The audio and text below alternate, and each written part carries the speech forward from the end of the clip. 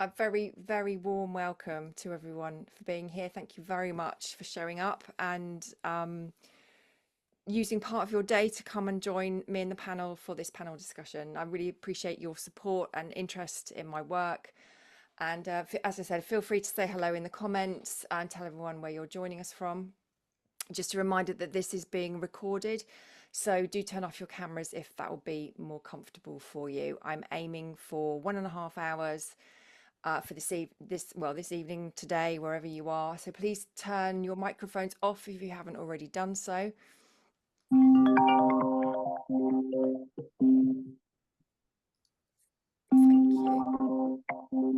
So that's me, and I have no idea where it's coming from. It's on one of my Apple devices somewhere. Sorry. It's probably John. I'm new to Apple. It's probably John Barkley trying to get in. Yeah, It is yeah. John, yes.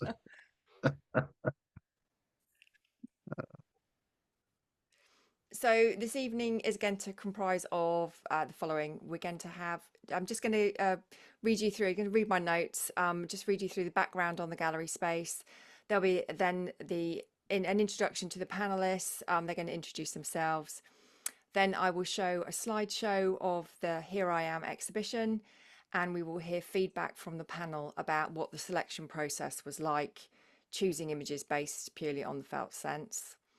Then we will be looking at some of the art in detail. The panel will be responding just in the moment to what they're feeling about the images that are resonating most with them. We do have some already selected for that, and hopefully we'll hear from an artist or two about what it's like to witness the response and hear the response. Okay, just letting a few more people in. There should be time for questions at the end, and just to be aware that when you're looking at images from the felt sense, it might bring some stuff up for you, so please take care of yourself through the process.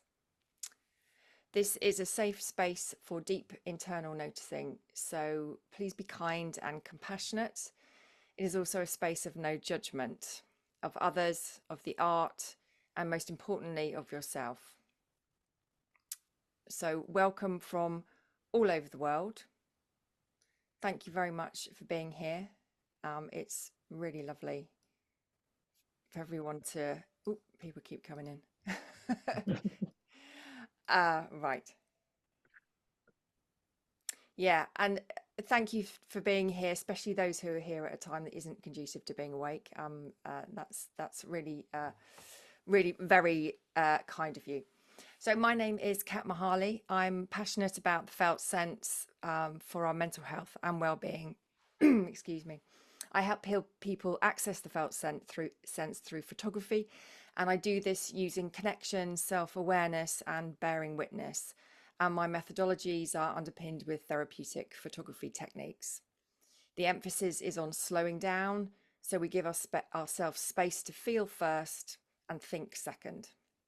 The felt sense is our holistic, embodied, emotional feelings and responses, which often can't be explained in words. The felt sense was coined by philosopher and psychotherapist Eugene Gendlin back in the 1970s. He said, "Within experiencing lie the mysteries of all that we are.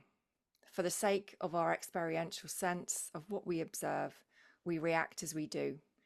From out of it, we create what we create."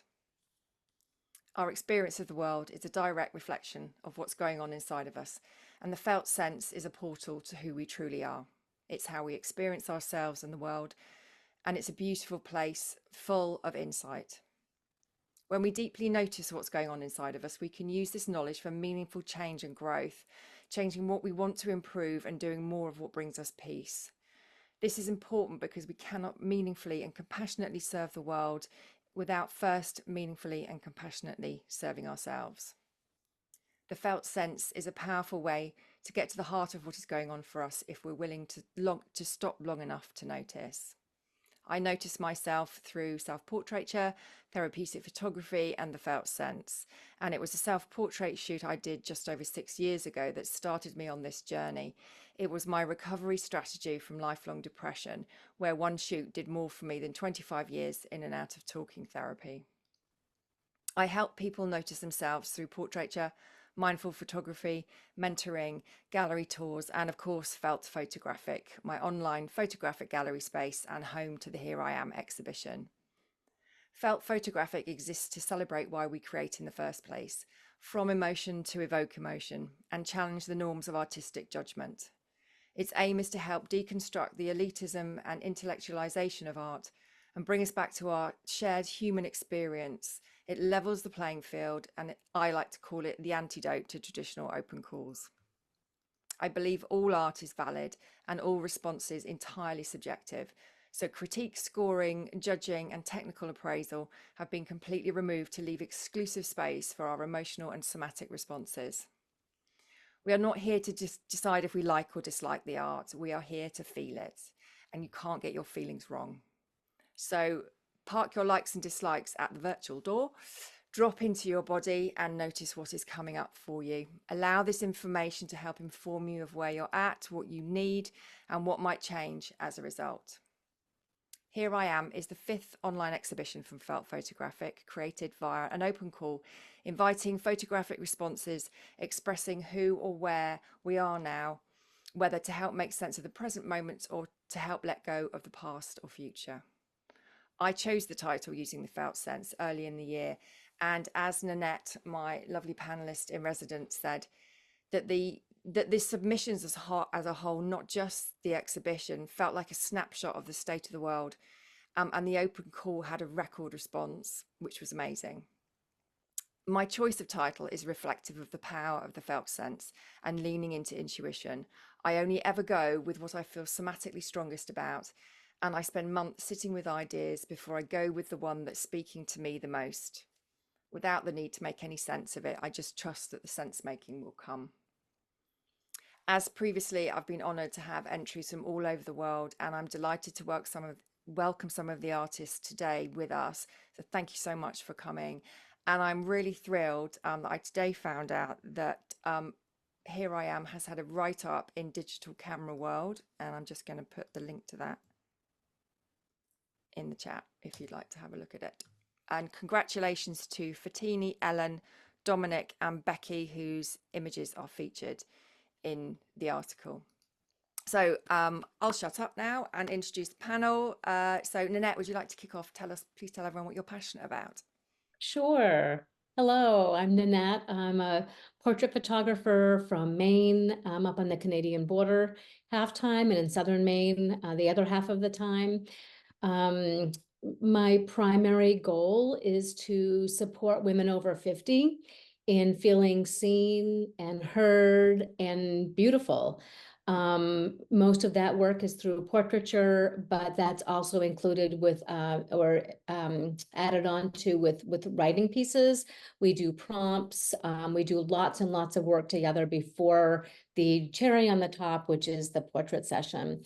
And I'm really passionate about that. I'm almost 65 years old. I've felt a lot of the things that older women, I think, are feeling about our bodies, about, you know, how we're seen in the world. And so I love and I'm so passionate about the work that I'm doing right now. Thanks for coming, everyone. I think this is such a premier gallery. As Catherine said, I just felt like this one just really blew me away, and I'm super excited about it.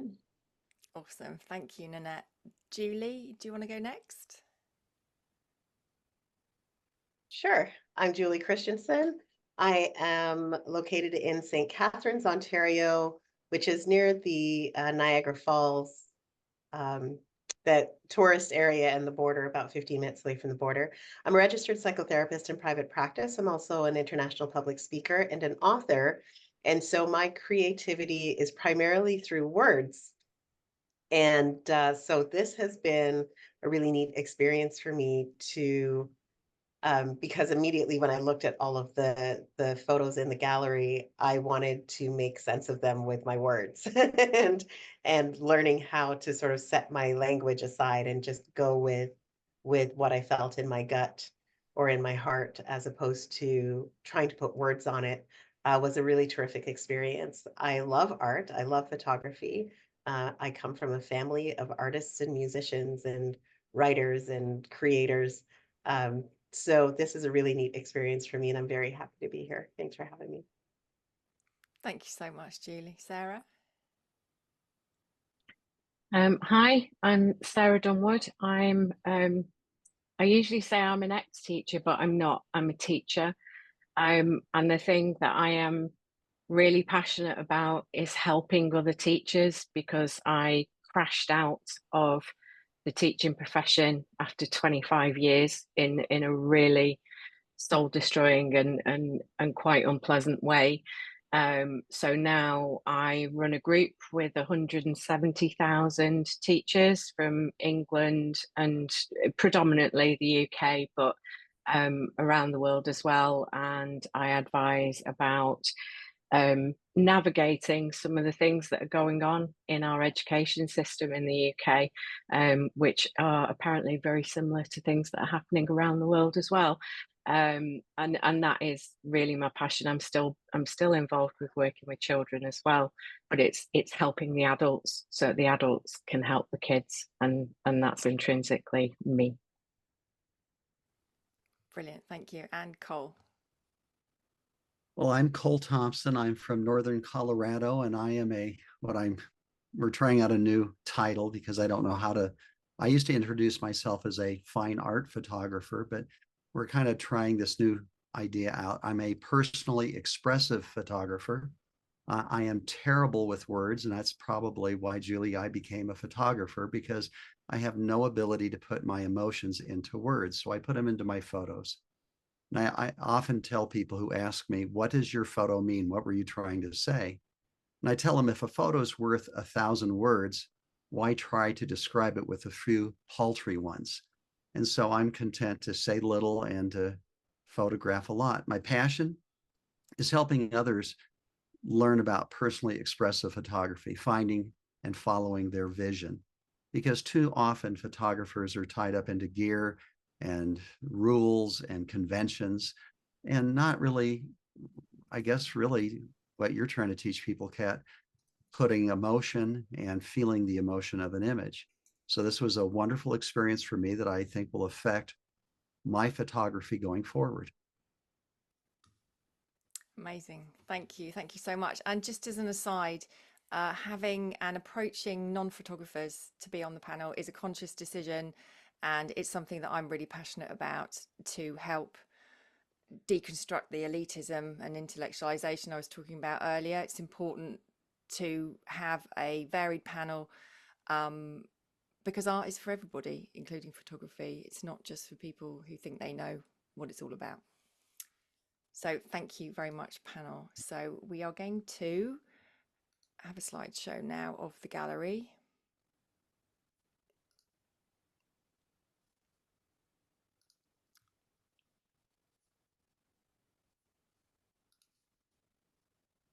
So just sit back and enjoy this. So the invitation again is to perhaps take a deep breath, drop into your body and feel the images. If you catch yourself going back up into your head and wondering if you like it or not, just take a minute and drop back into your body and notice which ones you're having a strong response to.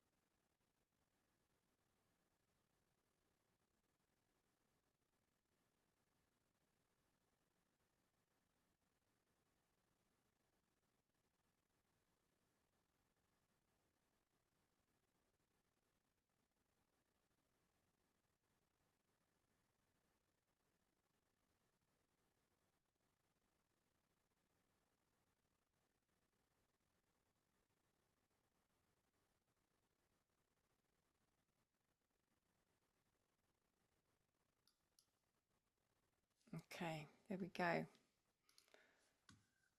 me just shut that down. So we're going to have a quick listen from the panel about how they found the selection process. So I took them all through the same process to make sure it was fair, obviously, for all the artists. So I just wondered who would like to start feeding back, who on the panel would like to just describe what the selection process was like. We're all going to be desperately polite and not pitch in. I'll go. The context for me was I broke out from my work day to do the work, and it's come at a very particular time with things going on. So I think I had some quite visceral responses to images because I did let myself feel, and it's interesting what Julie was saying about wanting to put words on it. I found myself creeping in my head to wanting to say something about it, and actually not speaking during the process, not providing a rationale, not justifying anything. It was really freeing, I guess, to put my own judge in a little box and tell him to shut up, and actually to be in that space for a good period of time. And I have to say, Kat, that the process has stayed with me since we did it. So I have found myself applying the process to different things within my life, different situations, different stuff that's going on at work, and actually letting go of the dialogue in my head and going with what's here has made a massive difference to me in the last few weeks, to be fair. So thank you. Beautiful. Thank you for sharing that, Sarah. I appreciate it. There's so much knowledge in our bodies. We spend so much time up here, and you know, this is a space, and the space below here is vast, and there's just so much you live in that space. The world is different, isn't it? Nanette, do you want to go next? Sure. This is my fifth time doing this process with Catherine, and every time there's similarities and differences. One of the similarities is that I always get very emotional, and even like getting on this call today, I started to feel emotional before we even started the process, because it's in my body that I get emotional, during these, both positively and negatively. And it always surprises me what my final choices are, because most often they aren't images that as a photographer I would have looked at from a technical point of view and said, oh my gosh, what a perfect photo. What I've found for myself, and especially in this gallery and in one other gallery that I did, I can so connect my favorite images, or the images that I choose, with what's happening in my life, and what's happened in my life. So my life experiences, things just like flash for me. When I see an image, it just flashes for me about something from my own life. And that is the visceral connection for me. And I don't usually know what that is until we finish the gallery. And then, I might look at it again and be like, oh, that's why, but it's an amazing experience. And like you, Sarah, I take it into other aspects of my life too, whether it's my own photography. I'm much more now able to look at my own photography in a gentle way. I'm not a great technical photographer, so it really works for me to be able to be like, this one feels very emotional, even though it's not maybe technically all that great. And when I go with that route, it really seems to resonate with other people too. So yeah, it feels like a very, very personal process. And I'm so grateful for being a part of this every single time. I mean, I get excited when Catherine asks me. So Thank you. Amazing. Thank you. Julie and Cole, who'd like to go next? Julie. Yeah, so the experience for me, like I said, I do tend to process my feelings with words. But it was, I don't know how I can explain it. It was like I would get sort of I would get an emotional response, and I would try to make sense of what the photo meant to me. So like what was the thought that was informing the feeling, I guess. And then once I sort of had a context for it, then my body sort of immediately went back to, let's just feel what that is like now that I have sort of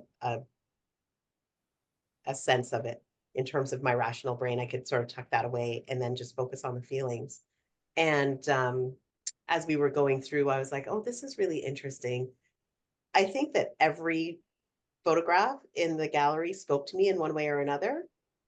But in terms of the ones that really sort of hit me in the heart, it's very much like Nanette said, like some of the photos I thought were stunning and, you know, visually just so, so incredible. But it was like when I put a word to it, the word was just beautiful. And I'm like, okay, so I'm reacting to it because of its beauty, but am I reacting to it because it's giving me something deeper? And that was sort of my process for going through it. So yeah, it was very different for me to not have my words to rely on, because for me words are, if you saw my house, my office, like everything is decorated in words. So it's not impossible for me to respond only in the felt sense to things. But I very much hear a little voice in my head processing as I'm responding on the feeling level. So like it was said before, like telling that voice to be quiet and just to sit with the photo and to feel it was a very welcome experience. Yeah, I was very emotional after. Like when I got off the Zoom with you, I was like, whoo. Nice. You know, like just struggling just to let it out was yeah, it was good. Yeah, yeah, it is. I mean, that's one thing you picked up on, Nanette, wasn't it? It was how actually how huge and overwhelming the emotions were in all the submissions, not just the final gallery we have. It was the whole experience was quite, I mean, I had to put in a break in between looking at all the submissions because it was so extraordinary, really, I think. Cole, would you like to feedback how you found it? Yesterday, John Barclay and I were recording some of our YouTube videos, and we did one about, we're going to air it today or tomorrow, about me participating in this, because John was just very curious why I would have ever said yes, because people often ask me to judge, and I'm just so against judging. Art's not a competition, and what I think is simply my opinion. It's not anything more than that. So this whole idea of judging and winners and losers just really bothers me. So he wanted to know, why did I do it? And I think it's because the way you described the process to me, I wasn't going to be up here. I was going to be down here. And I didn't know how to do that. And I didn't know how you were going to get me into that space. But you did this little exercise, and it just goes against my very nature. I'm a photographer. I've been a photographer for 55 years, and I think like a photographer. And I was worried I would just pick images that I liked or I would have created or that were technically perfect. And you did a good job of getting me out of that headspace. And I've not been able to get back into it, though, to the space you brought me. But I remember the feeling. And as I looked at the images, you know, the temptation is to pick one that you liked or one that you would have created or one that you admired. But I chose ones that were different. And as I went through my selection, they were almost all with people in them, which was odd because I rarely shoot people. And I don't know what that means, but maybe I need to shoot people more. And then there were some images that I was almost there's that one with the dog in the window. It just still almost brings me to tears. And I recognize that everybody, as a photographer, I create through my vision.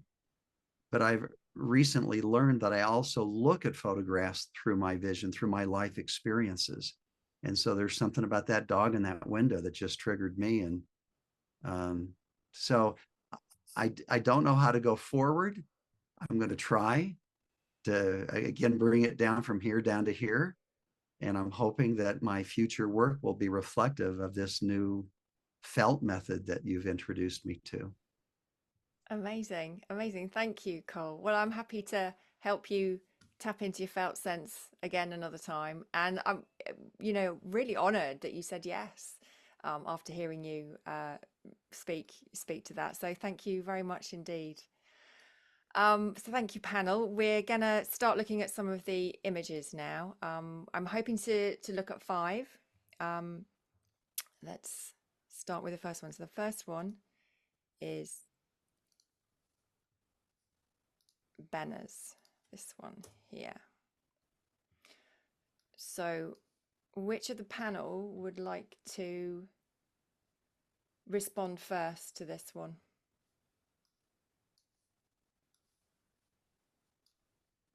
How do we respond, Kat? I mean, so really just to say how it makes you feel, if you're willing to share, if it's brought up anything for you, and it's more about the feeling. Where do you feel it in your body? What sensations come up? You don't necessarily have to make sense of it. But shall I start and then it might help? So this one, Benna's shot, I found really confusing and perplexing. I didn't see the figure until I'd looked at it 3 or 4 times, and suddenly I was like, wow, goodness me, I hadn't seen that. And then it just kind of opened up for me. But I loved the confusion. I love that it made me confused.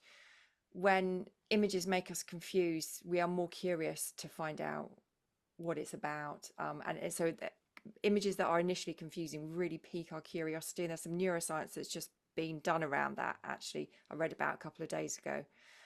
So this image just makes me feel curious. It makes me feel confused, and I love that. I have no idea what's going on. And for me, this reflects the backdrop to life, which is just not knowing. Does that help, Cole? Yeah, I love the feet. Like you at first, I didn't know what I was looking at, but the feet drew me in. And of course, then I saw hands and then the faint shape of a head. I don't know. My reaction is Stephen King, and I don't know why.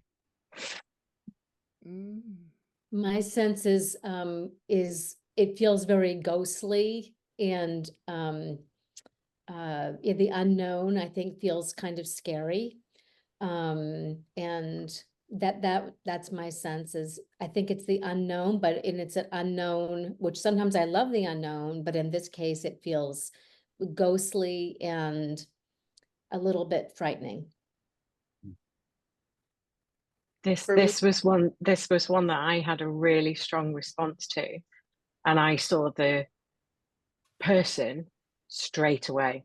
It was and even looking at it now, that person is 3D. It's out of the image, and I get why I had the response that I did, because it embodies something for me in terms of being visible but invisible,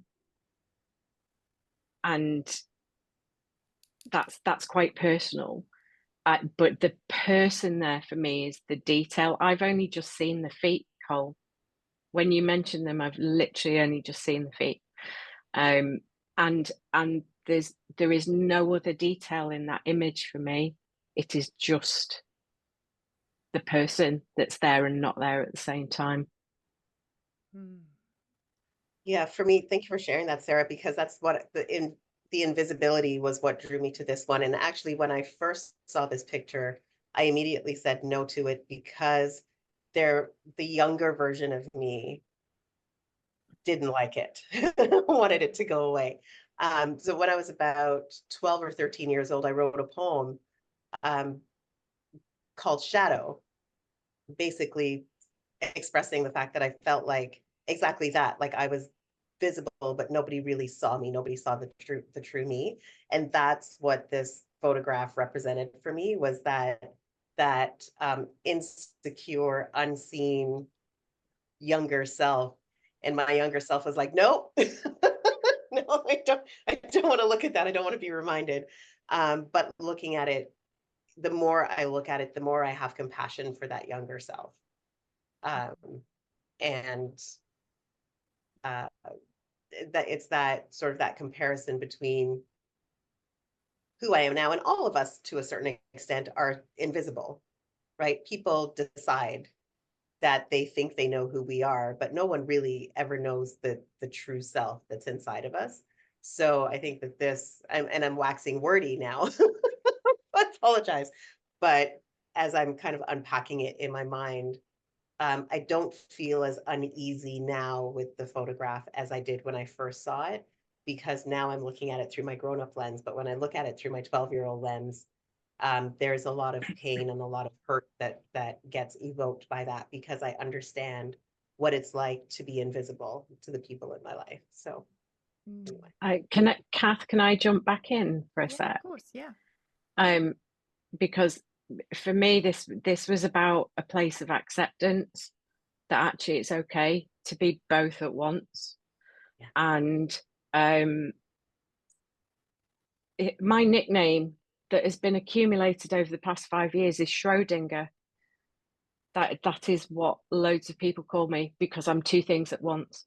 I can be here and I can be there, and there's just it's a delicious weirdness about me.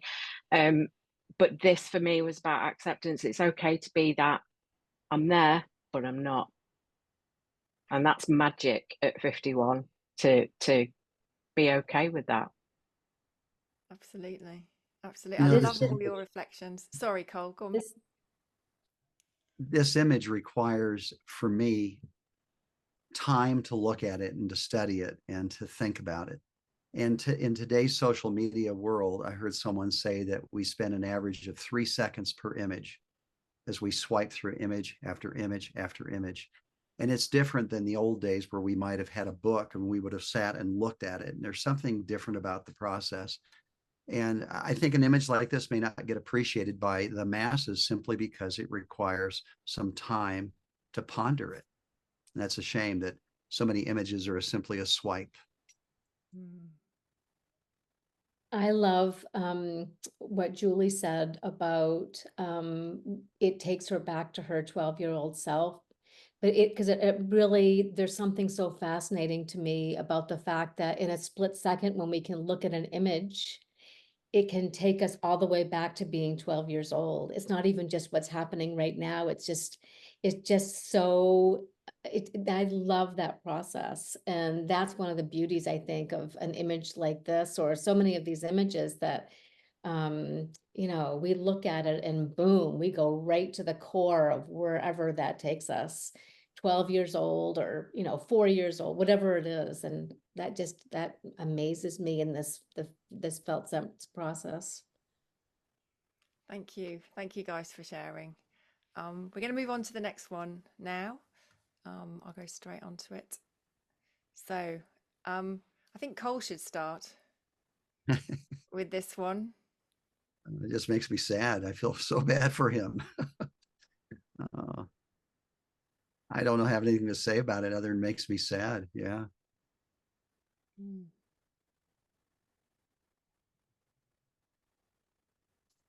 No. I don't have words. I'd let Julie's talk. Quite all right, yeah. Yeah, I would agree that the initial and enduring emotion that I feel when I look at this photo is sadness. And I'm not really sure why, honestly. My dog never ever sat by the window waiting for me to come home. He was just off in his own world. And then when I showed up, he was like, "Oh, hey." He didn't seem to mind one way or the other. But this photo, I don't know, I guess it feels representative of how how we might feel sometimes, like being cut off from where we'd really like to be and not having access to the world, or not being able to access the world in the same way as other people are able to do it, like that sense of disconnection. And yeah, I guess that's what evokes that feeling of sadness for me. Thank you. Does anyone else want to respond? Loneliness is what comes up for me. Just like loneliness, I think, which, you know, brings me to sadness. But it just feels, just even the way he has his head tilted a little bit. I mean, if he was up on his paws or in, you know, it might be a very different feeling, but it's just like, I don't know, it's just his mouth is cut off and the way his head's tilted and his eyes, he just looks really, really lonely, and that makes me sad too. I find this image is a profound connection to my own experience of loneliness. I mean, it just gets straight there for me, and it's quite affronting, but in a really interesting way, because then it's just made me question, well, what is it? What do I feel lonely about?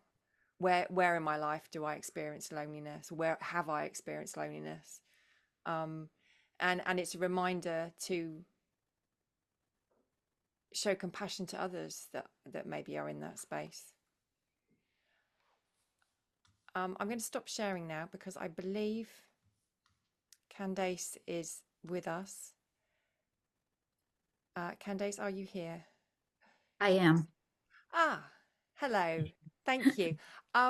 Welcome. And please, can you feed back to us what it is like hearing your image responded to just from the felt sense? I think that what I felt seems to be what everyone else has felt. Because when I walked past that window and saw that dog, it just broke my heart. And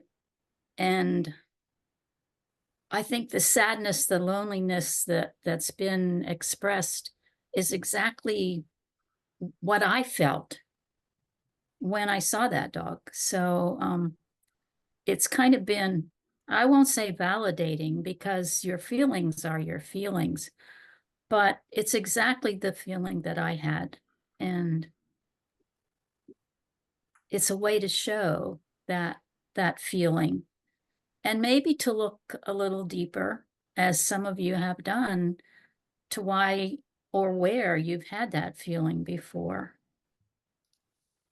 And actually, while you were speaking, I was thinking, within that validation is a sense of unity, isn't it? And not loneliness. And us all going, oh yeah, that reflects loneliness for all of us. Right. And maybe there's actually this image, certainly in this space, inspires hope, because you know we all have that human experience, and actually maybe we're not as alone as we think we are. That's true. Maybe we're more alike than we think we are. Most definitely. Yep. Thank you so much. You're welcome. Beautiful image. Beautiful. Thank you. I just wanted to say to Candy, thank you so much for taking that image and then sharing the image, because, you know, I think with an emotion like loneliness, oftentimes we don't want to admit that emotion for whatever reason. There's some stigma around admitting that we're lonely. We're not supposed to be lonely, right? Right. According to someone. Right. And the fact that you saw that in that image, and then you shot the photograph, and then you were willing to share it, I just wanted to say thank you for that. You're welcome. I was not alone when I took the picture. I was with family going for a walk, and I let them walk on because that just struck me. I had to take that picture. Yeah.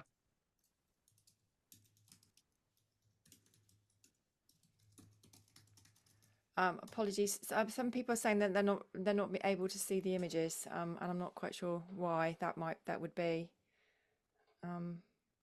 And yes, please do share your responses in the chat to what we're looking at. That would be lovely. Okay, thank you, Candy, very much. Okay, I'm going to share my screen again.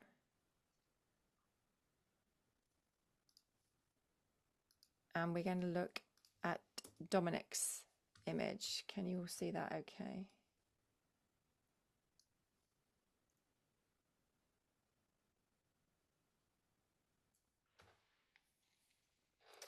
So, panel, please kick off when you're ready.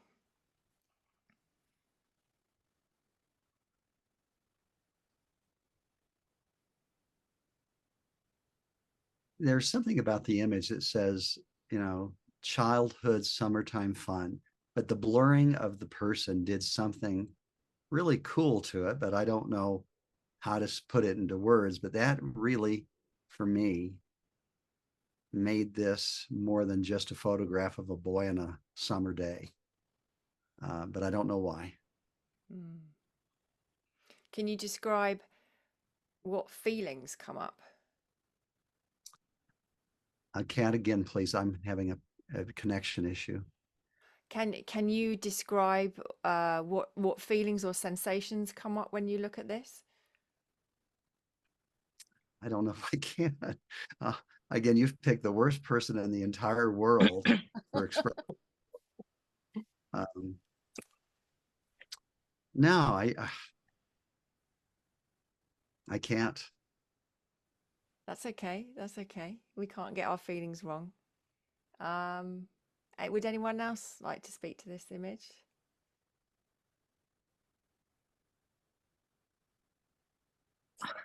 There's something I'm really conflicted about it, because I feel like it's quite a hopeful image in terms of it there's an emergence, there's somebody coming up and out of something, but also there's a bit of sadness for me because I saw the boy, the summer, the having to get out of the pool, and I had that kind of, oh, I don't want to come out of the pool, but there was something positive about coming up and out of the pool, and I don't know how to explain it. Now, It Sarah, unsettled me a bit. I saw him going in to some kind of unknown, and you see him. It's interesting how we bring our own vision to interpret an image. Him going into this unknown. Interesting. That's where I went to, Cole, is it felt like he was going into the unknown. And he also is by himself. From what we're seeing or what I'm seeing. So to me, it sort of felt like, when's he going to take his hand off the railing and go? And I think that it was brilliant that the photographer did this in black and white. Because for me, that the metal, there's something about the metal too, of the handle and all of that, in the cement. I don't know. It's a confusing one for me too, but I do feel pretty strongly about it. Wondering where he's going, I guess, when he lets go, like the letting go. My focus is on the railing, and I think the predominant feeling that I have when I look at this one is a little sense of confusion, not in terms of what am I looking at, but more so why the like you say, that the harder elements of the photo stand out to me more and draw my focus more than the person who is, and the mystery that surrounds the person.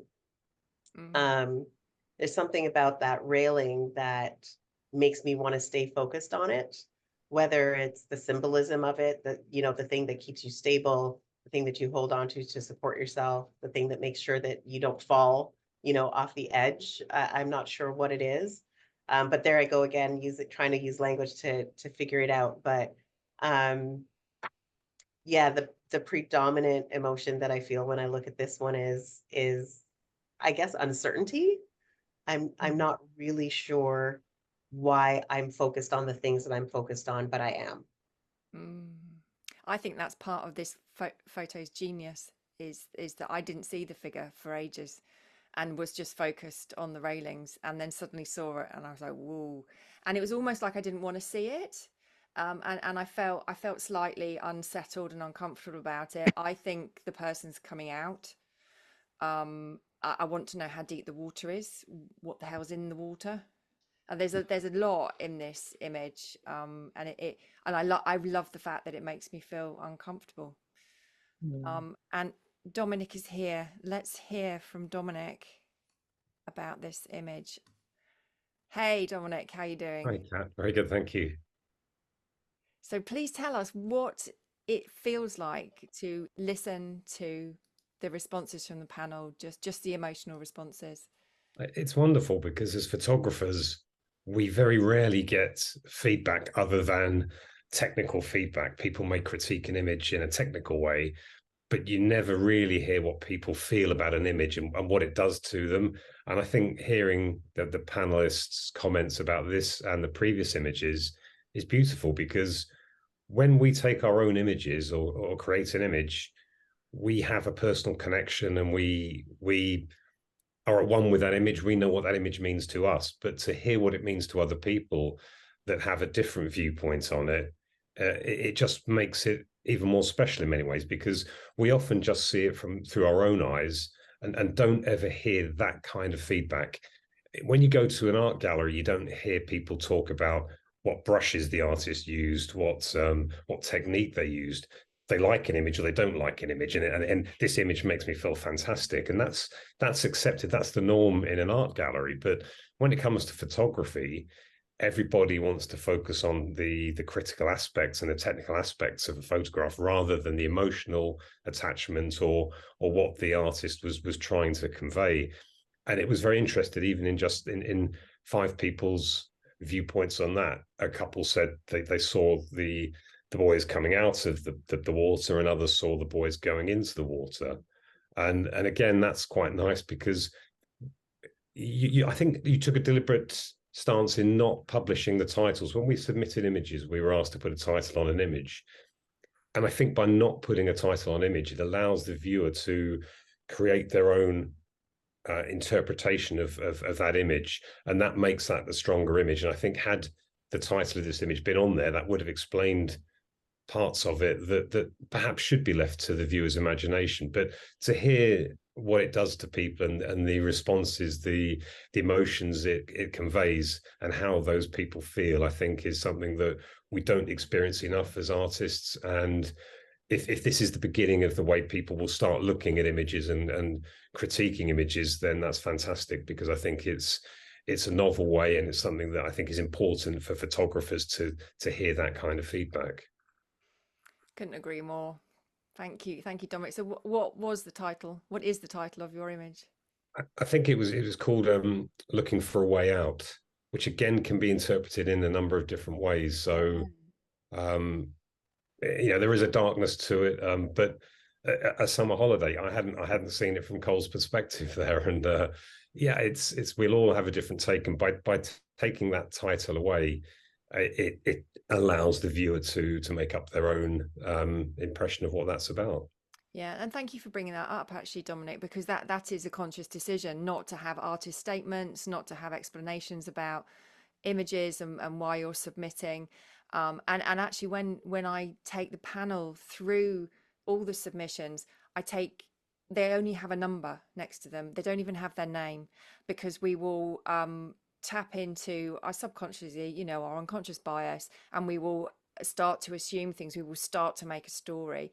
And I don't want there to be anything that will do that. So it is very much part of this process. This is just the image, and it's the art that we are experiencing. It's really important. Kind of goes back to what Cole said at the beginning, that they say an image is worth 1,000 words, but sometimes 4 words or 5 words as a title can influence the view of that image. So I think let the viewer come up with 1,000 words that they want for an image, and don't lead them down a path that there may be a better path that they want to go down, and let them enjoy that path rather than challenging them, saying you've got to go down this path with it. So I think it's nice to see that everyone's taken a different path on this image. And Yeah. I think not being able to put words to stuff is beautiful. I mean, that's a real felt somatic experience. You go, something is going on, but I don't know what it is. Brilliant. I mean, you know, as artists, that's one of my goals. If I show someone one of my images and they can't put into words how it makes them feel, you know, job done for me, really. That's all about, you know, if they have a strong response to it, whatever that is, and they can't put it into words, brilliant. Thank you, Dominic, very much. Thank you. Yeah. Someone once said to me that you can judge an image's success if what you were feeling when you created, then the viewer felt the same thing. And I thought that was completely wrong. I mean, telling people what they should feel seems silly to me. Yeah. There isn't one right answer. So to not have titles, or I use very nondescript titles, number 1, number 2, number 3, number 4, I think is a good thing. Like you said, Dominic, you don't want to lead them down a path right at the get-go. Brilliant. Thank you. Right, we've got 2 more images to look at. Next one is Gaelle's. Here we go.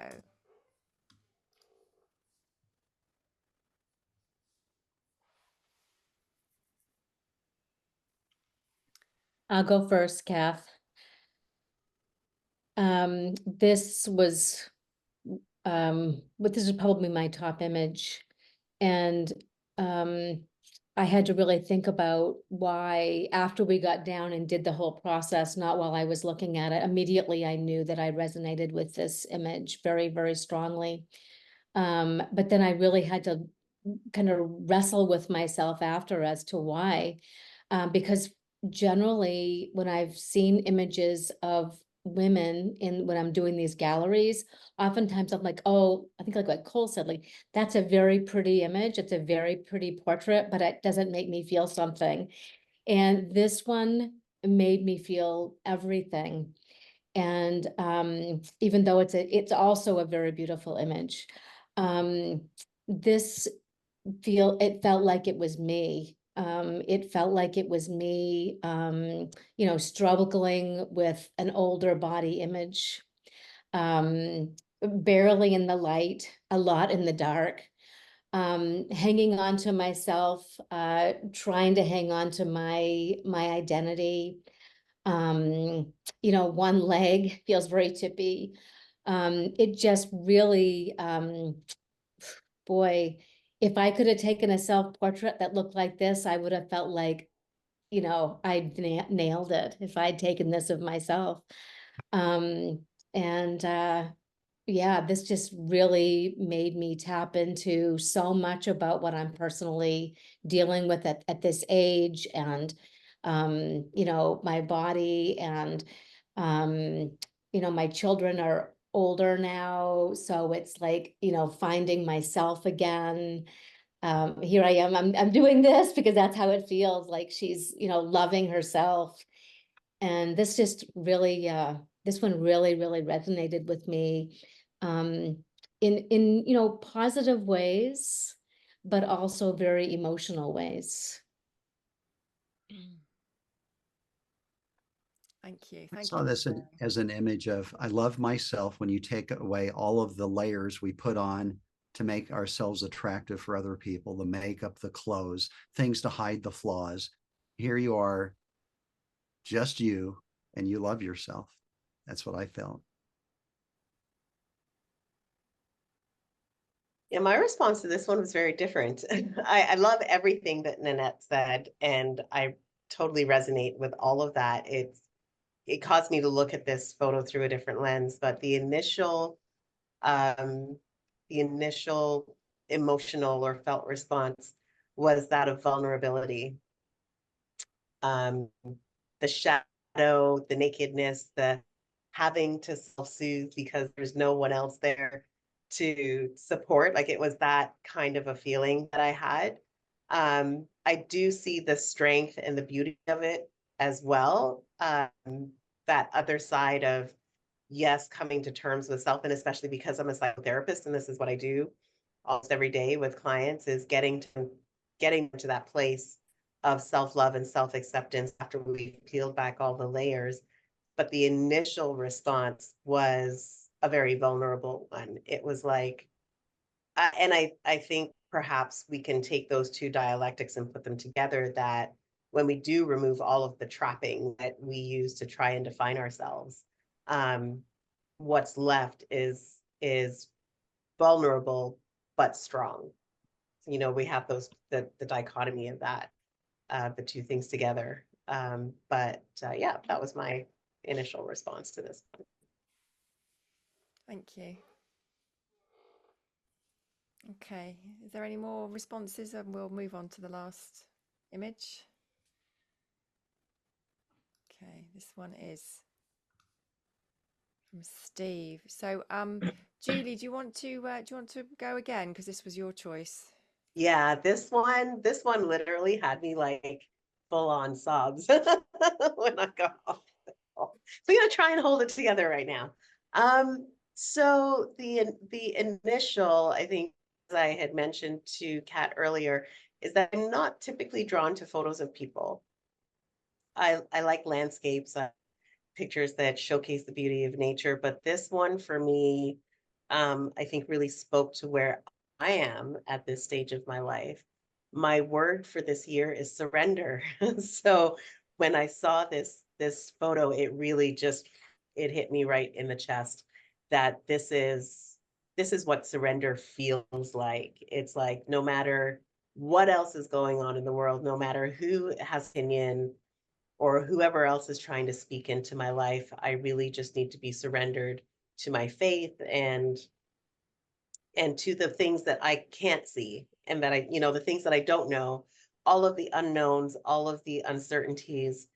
If I can be surrendered through all of that, then I feel like there's a measure of hope. And I feel like the play of light and dark in this picture also really impacted me. It was like, yes, that, you know, not everything is blue skies and, you know, and lovely and daisies and, you know, butterflies, but some days are like this, but there's still light, even though there's an element of darkness, there's enough light coming through.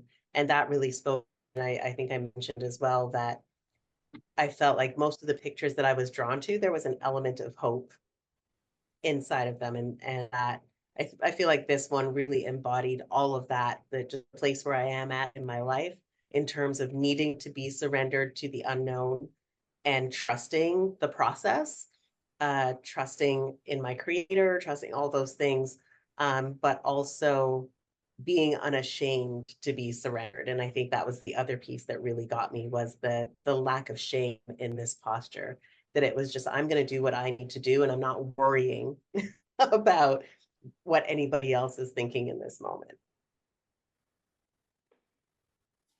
Thank you.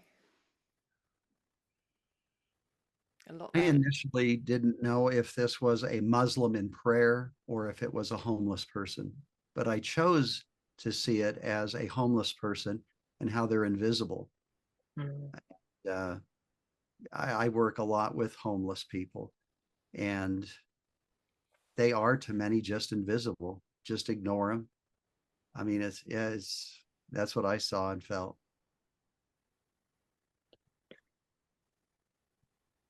Mine was similar but different. Mine was sorrow, and very much at the point where Kath and I were looking at the panel with me, I was only a few weeks post losing a parent, and I saw me in my little bubble of grief, with the rest of the world turning around me, completely oblivious, and that was my response. Looking at it now, still have that, but there's also a sense of anger there as well, because I think it's much more than how I see me in this state, but about, it goes to what Cole said before. We swipe through things, we're not paying attention, we're just and that for me is really prominent in that everybody's just ignoring it. What's right there in front of you, it's being ignored. So I it makes me quite angry now, that it's not angry at the image, but really angry about where we are as a people in this moment. It makes me feel embarrassed. That was my first instinct when I looked at this image, was embarrassment for the lack of respect or acknowledgement for what I saw as a homeless person too. It made me feel embarrassed. That was my, I mean, which somewhat, I think that that's also anger, but my first instinct was like, oh, this is embarrassing. How can we do this? How can we as a people do this? It just felt really embarrassing. I need to do some more looking at that for myself, you know, because that was my overwhelming sense. It's interesting to me that some of us sort of resonated with the person on the ground, and some of us, you know, focus more on the people who are walking.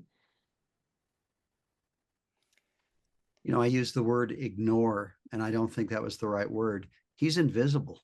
He's even worse than being ignored. He's invisible. I think as well, actually going to that, Cole, there's something about invisible but in close proximity, and it so much of what other people have said is now kind of unraveling things in my head that they are within touching distance. We're all within touching distance of each other, but we don't pay attention, we don't acknowledge, we don't. And I think that's now that's making me angrier, to be honest. But I think embarrassed is right. That's given me something tangible about that. Shame and embarrassment that people can do that. The word that comes to mind for me, you know, looking through the lens of what everyone else said in the comments and the chat as well, is disenfranchised. Just, you know, like I often think it as, and you would understand this, Sarah, as you're still going through your grief journey, that it's often like being a goldfish in a bowl. So you're in the bowl and everyone else is doing their thing. You can see them and you're within touching distance, but you can't connect with them because there's this barrier between you. And there's certainly an element of that in the photograph. And even after hearing all of the feedback, and I understand it and I feel it, this picture just means something so different for me. It's really interesting to just to see how we're all responding to it differently, and the breadth of emotions that it evokes. I find that incredibly fascinating. That's what I love about this, is that you know, it's such a, oh, Greg's got his hand up. I'll come to you in a sec, Greg. How it's such a brilliant example of the subjectivity of our response to any art. What we see, what is being reflected for us, is all about us and all of our life experiences up until that point. And it can't be anything else. It's just, you know, I don't believe it can be anything else, really. We have our own unique human experience, and stuff is reflected for us. So thank you for all your comments in the chat. Just to let you know, I will be sending them to the artist, so keep them coming. If you could just reference which image you're talking about, that would be great. But thank you for responding as you are. It's really lovely to have all your comments. Greg, we've finished looking at the images now, and so happy to have a chat. Greg, do you want to unmute yourself and let us know what you want to say?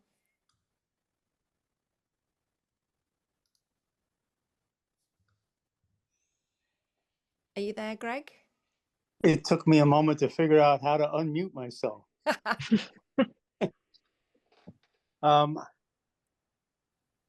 find a lot of the images very disturbing. The boy in the pool, I concur that you look at the solid railing going down, and it confuses you. You're conflicted because you don't know if the boy's coming up or pushing himself down. I watched a presentation by Cole a couple of months ago where he was talking about expressing yourself and having a vision. And that forced me to go to a closed, and I hate using the word, lunatic asylum. Cole had created ghosts of the concentration camps in Europe, and I found those to be very haunting. So when I went to the asylum, I was going there with the idea I would create ghosts. But what I came away with, and I hope this is what photography is really all about, or what it should become about, what I came away with was a greater understanding of the plight of all people, particularly the homeless, particularly those that were mistreated in asylums. I've been a criminal defense lawyer for 31 years. I've dealt with people in the system, but the vision that Cole helped me to create led to a much greater understanding of the plight of all people. And I don't think there's a person walking around this earth who hasn't faced mental illness at one time or another. And to see that homeless, and I do believe he's a homeless guy, basically pleading on his hands and knees, his hands folded in a prayer position for recognition, for someone to acknowledge his existence. It can cut you to the core that the indifference of the people walking by. I took a similar picture in New York City of a guy that was sitting there with his hands folded and his head down. He had a cup in front of him, and he had a sign that said, "Please, I need money to have a place to sleep tonight." And I stood there in amazement at how many people walked by him. And his sign was pleading, "I just need to accumulate $50 for a place to sleep tonight." I dropped in a $50 bill. And then I told him this story, and it's true. I was disowned by my family. My father died when I was very young. I had a very cruel stepfather, and I was indeed homeless for a period of time. And this is a true story. I ended up living in a YMCA until I could get myself back on my feet. And I said to him, I wanted to commit suicide, but I wrote a note, and I wrote down the list of things why I wanted to commit suicide, and then a list of things that wanted to keep me alive. And I fell asleep writing that note. And the next day I woke up, and number one on the list was I always wanted to go to law school. Well, here I am living in a YMCA. I've got 2 nickels maybe. And I walked over to the local law school and I asked the registrar, "How do I get in here?" And she said, "Well, you have to take the LSAT, the Law School Acceptance Examination." And I said, "Well, how much does that cost?" And I didn't have the money. So she paid it for me. I scored high enough on the exam to get in. And then I figured out, well, I'll have to figure out a way to pay for it. And it's these types of images. And yes, we all come to images with our own filters. And we look at images through our filters, through our life experiences. And when I first saw this presentation about felt, I said, well, I don't want to feel what I normally feel. How do I get away from that? Can I feel what the artist wanted me to feel? And then now we've discussed that that's not always the right way to approach an image. It's about what we feel. So yeah, we come to the things we look at with our own filters, and we can't escape that. And I'm in the middle of writing a book about my experience at the Trans-Allegheny Asylum. I won't use that word lunatic anymore. And my closing line of the book is, the worst prison of all is your own mind. And I firmly believe that. So I think everybody was spot on. I think everybody brought their feelings to the table, their filters, and revealed their filters.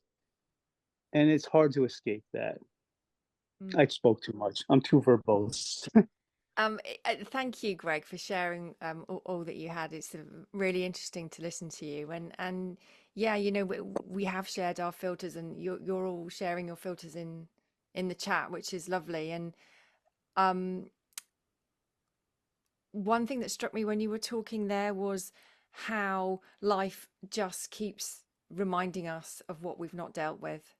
And because stuff comes up, whatever we are seeing, whatever is being reflected, is something that our body is telling us that needs attention, that needs a voice, it needs to be seen and heard. And it will keep coming until we listen. And it's, you know, it's beautifully revealing. And whatever you have a strong response to is just telling you something about what your body needs and what your body is trying to tell you it wants you to address and look at and feel. So thank you very much, Greg. Does anyone have any questions for the panel?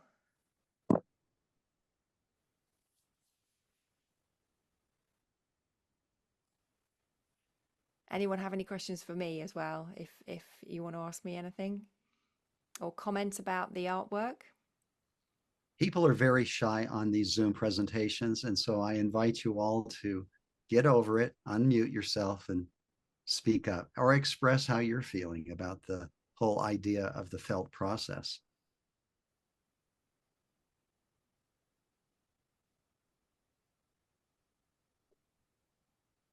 Yeah, I've got a question really for Kat. As someone that organised this, I just would appreciate Kat's feedback on how the process from the first one, you say this is the fifth one that you've done, how that process has changed you through those five, because you know, I think we've all said that in a very short period of time, and I think for Cole this would be your first one on here, certainly my first experience, and it has definitely changed how I thought about how our images that we create are perceived by others, and you know, that's interesting. That's great to hear. But it be for someone that's done this 5 times with different people, different panelists, different photographers, to see what your thoughts are and how it's affected how you feel about arts generally, and what sort of responses you've had from other people. I think I did this because I realized that my responses weren't mainstream, and I was curious if other people felt the same. And so I think what's changed is not the fundamental aspect of it, it's my excitement at how many people are interested and how many people want to have a bit of this and be part of a bit of this, and that feels amazing that other people want to experience what I wanted to experience right at the beginning, and the more people that come into it and experience the space, I just love it. I want people to know about the felt sense. I want people to start feeling into it in all aspects of their life, because it's so changing. I had a panelist, Paul Taylor Pitt. He's been on 2 panels, and he said the first time he was on the panel it made him look at art differently, and the second time he was on it, it made him want to live differently. And that's the power of it. And like some of the panelists have said, it stays with you. And you know, I think for me, what has changed is that my excitement has grown. Other people think the same as me. It's not just me.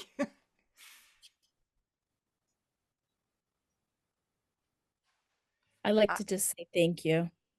I think this was a brilliant project. Hi, Cole.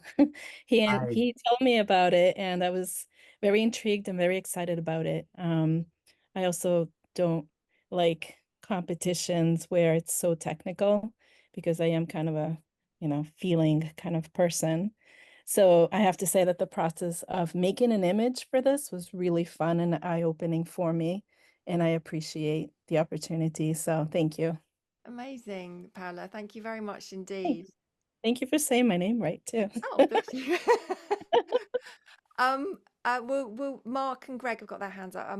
Mark, do you want to go first? Then we'll come to Greg. And you're muted, Mark. I know you're not Mark, but how do you get our yeah, go ahead. Hi, this is Mark, but my wife has been watching this presentation and raised the hand and wants to talk.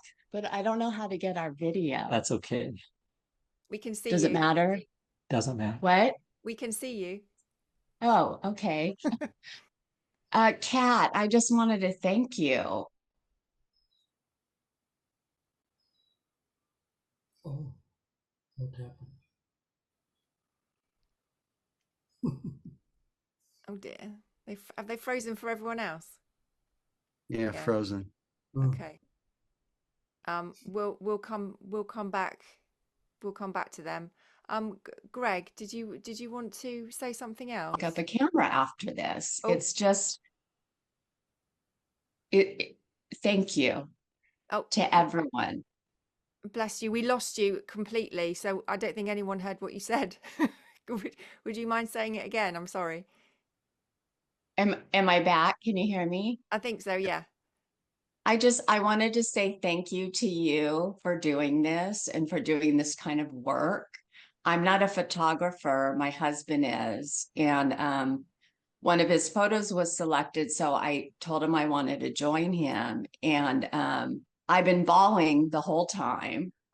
The photos are just amazing. Everything that you guys have shared is just amazing. Just to know that other people are feeling, because I'm such a feelings person, and I feel like I live in a world where people don't want to feel, and you guys are all feeling, and I'm like, it just feels very healing for me. So I just wanted to say thank you. Thank you. Bless you. It's such a pleasure. It's why I'm here on this planet, I think. And so I appreciate your feedback very much. Thank you. Thank you. I'm glad it's been meaningful for you.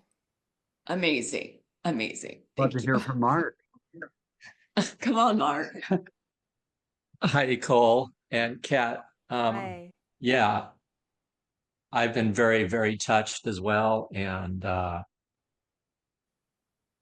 want to do more of this and incorporate it more into whatever images I'm doing in the future.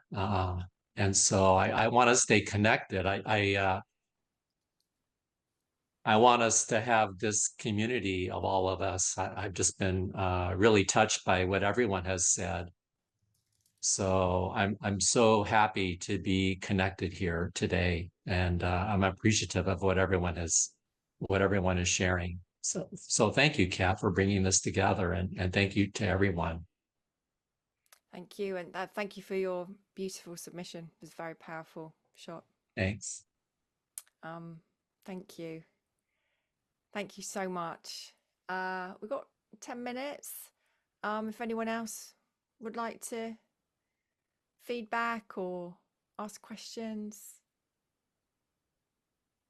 you won't be judged. Kat, which image was Mark's? I'm sorry. Let me show you. I've shut everything down now. Hang on a minute. It was the black and white of the bird out of focus. The bird was on the left of the shot. Yeah. Yes. Hello. Hi, Carolyn. Did you want to say something? Yes. Thank you so very much. I'm a feeling person, and when my daughter was very young, I would cry when I saw the moon. Mom, you cry about everything. Well, here I am at 77, feeling in the moment, which is the title of my Instagram. And thank you so much for adhering to felt. And when I take photographs, it's how I'm feeling at the moment. And I want to also thank Cole, because I'm on his email and he suggested anyone who's following him to enter this. And so I did. So thank you so very, very much. And the title of my photograph, the Gladiola, is Devotion, because at 77, I feel as if I know I've been a caraholic all my life, but devotion is it. And the Gladiola was a statement about that. So thank you very much for all that you do and continue to do. Thank you. Bless you. Thank you. Thank you, Carolyn. I just want to double check, Greg, you did have your hand up again. If you want to please let me know if you want to come back on. And in the meantime, Kay. I am unmuted. I'm also a Cole Thompson follower and am here because Cole encouraged all his followers to enter. It has been quite an experience because about 25 years ago, I was a member of a photography club and I had presented an image and it did very well. And one woman looked at me and said, "It really bothers me." And I said, "Well, I'm really glad it bothers you." And she thought she was insulting me, and she wasn't. I was really happy it bothered her, that it had actually gotten a response from her. Yes. And on the other side of the coin, and not that same meeting, but about a year later, I had an image that had done very well in a competition, and the judges were commenting on the different images. And it had done so well, and I was so proud, and I worked so hard on it.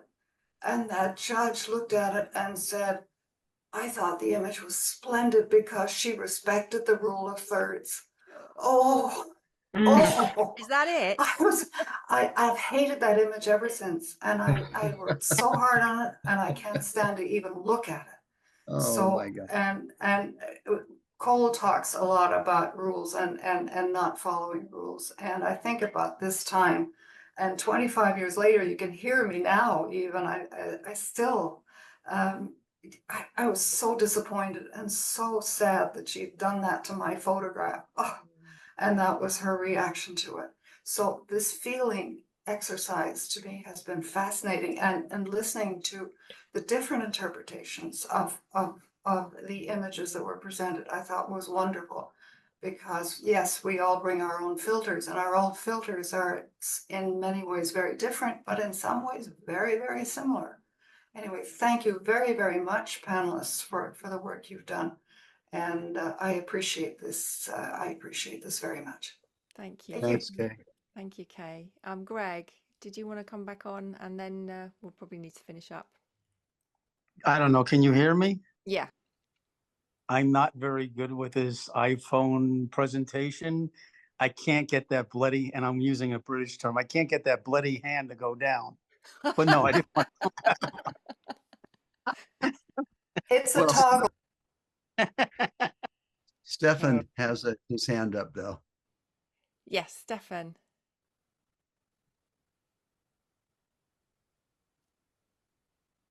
I thought I put it down, but it's not.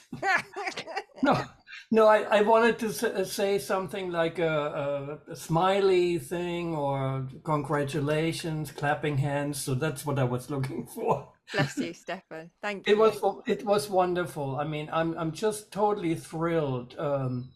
This whole thing is completely foreign to me. I'm sort of a camera club guy and all the rules and all that, and it's just desperation on my part sometimes. It's just ridiculous. So this was a breath of fresh air, and thank you all.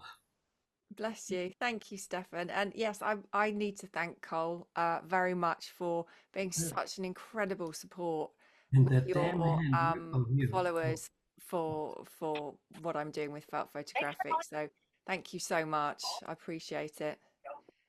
Okay, so we're nearly at 8:30, so we're gonna wrap it up there if that's all right. Please do reach out and contact me directly if anyone would like to. And thank you very much, everyone who's come. Thank you to my panel and the artists and everyone who's taken time out to be here. Just to remind you, you might have seen on social media that new for this exhibition, Nanette and I are both running a workshop. And the first one is with me. That's next Friday on mindful photography. And the week after, the Friday after, is Nanette's workshop on inspired writing, and it's all going to be inspired by the Here I Am exhibition. So we're digging deeper into the felt sense. We are digging deeper into who we are in response to what we're looking at, and we are creating from that space. I'm really excited about it. It's the first time we've done it, and I'm hoping we will do this as a trial, and next year I want to get in artists, and I want to get in movement specialists, and I want to really push the boat out and do some really experiential stuff. So if you'd like to come along, I'm going to put them in the chat, but they are also on my social media. You just do that now. That's mine and Annette's. There we go. So thank you for coming. Bless you, and keep on feeling into what you're creating. Thank you, Kat. Appreciate it. Thank you, Kat. Bye, everyone. Thanks a Bye-bye. million, Kat. Thank you. Thank you so much, Kat. Thank you. Bye-bye. Bye.